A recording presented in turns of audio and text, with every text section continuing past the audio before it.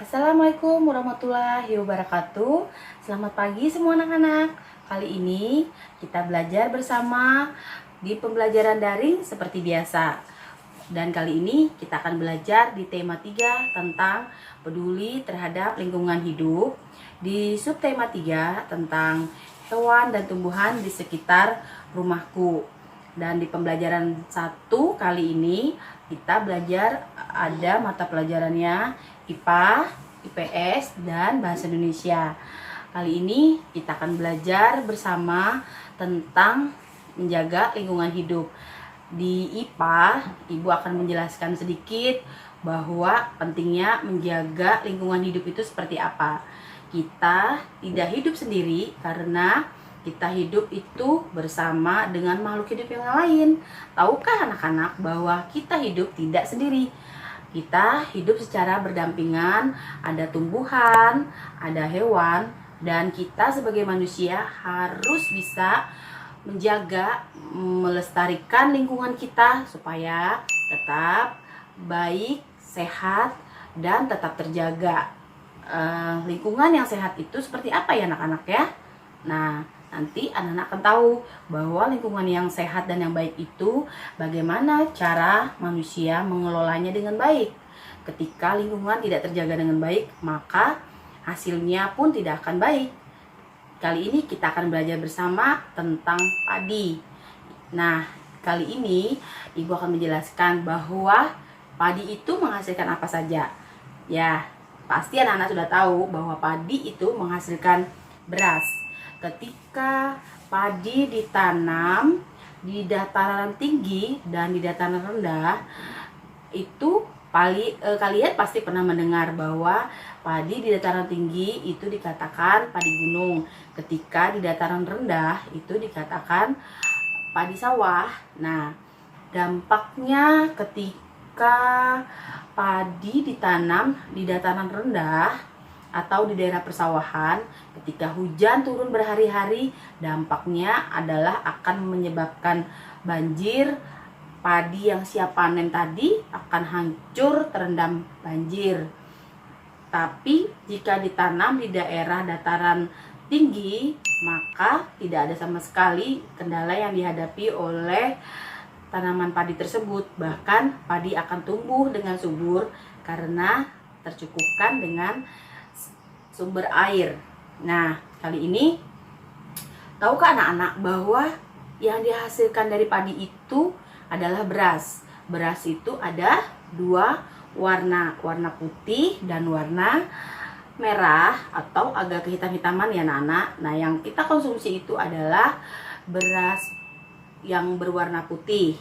Nah, kalau dia warnanya itu agak kemerah-merahan atau agak kehitaman, itu beras ketan ya, sering dikatakan, atau beras merah. Tetapi masyarakat Indonesia yang terkenal dengan makanan pokoknya adalah nasi, yang kita konsumsi itu adalah nasi yang berwarna putih yang memiliki kandungan karbohidrat yang banyak ya. Selain nasi itu ada juga gandum dan umbi-umbian, karena mereka semua memiliki kandungan karbohidrat dan berserat bagi tubuh kita. Selain nasi, kita juga bisa mengganti tadi yang sudah Ibu sebutkan, gandum bisa diolah menjadi roti. Kemudian umbi-umbian itu bisa membuat kenyang tubuh kita ketika kita mengkonsumsinya. Sama juga dengan jagung.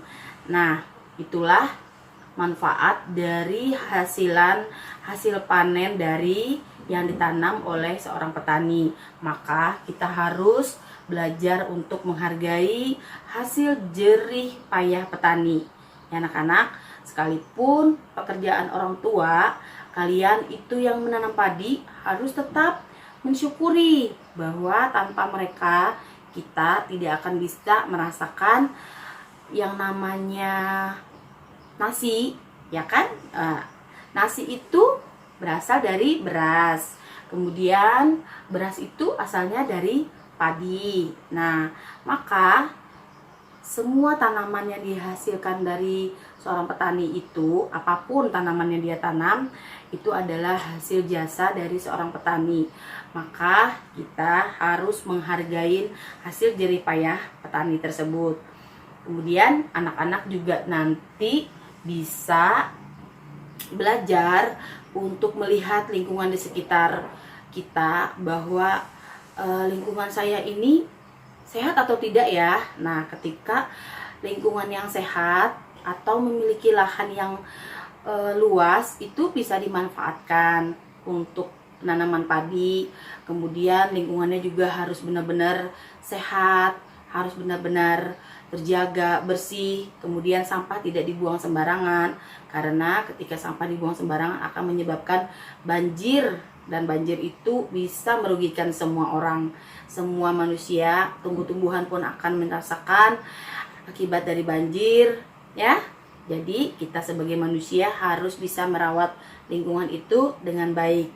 Kemudian nanti tugas ibu di bahasa Indonesia, anak-anak bisa melakukan pertanyaan atau bertanya dengan orang tua bagaimana proses penanaman padi itu.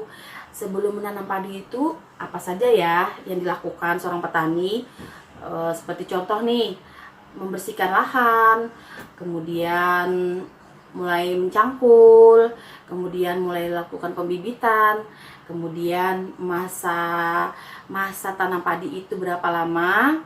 Kemudian setelah dia menghasilkan padi, dipanen, itu tidak mesti harus dikelola menjadi beras. Dia kan ada prosesnya melalui penjemuran, penggilingan, kemudian bisa menjadi beras. Dan beras itu nanti dikonsumsi, kita dimasak terlebih dahulu menjadi nasi. Nah, nanti anak-anak bisa melakukan penulisan itu di LKPD, bisa dituliskan apa-apa saja, cara menanam padi itu seperti apa, kemudian juga bisa atau menanam jagung juga bisa seperti apa. Jadi anak-anak bisa bertanya dengan orang tua ya sayang ya. Kemudian nanti anak-anak kirim di WhatsApp grup dan ibu tunggu hasil kerja anak-anak. Jadi pesan ibu tetap semangat untuk belajar, jaga kondisi tubuh dan jaga jarak, tetap menggunakan masker, cuci tangan ketika keluar rumah. Ya sayang ya. Oke, dadah dulu sampai sekarang dengan ibu. Nanti kita ketemu di lain waktu. Assalamualaikum warahmatullahi wabarakatuh. See you next time.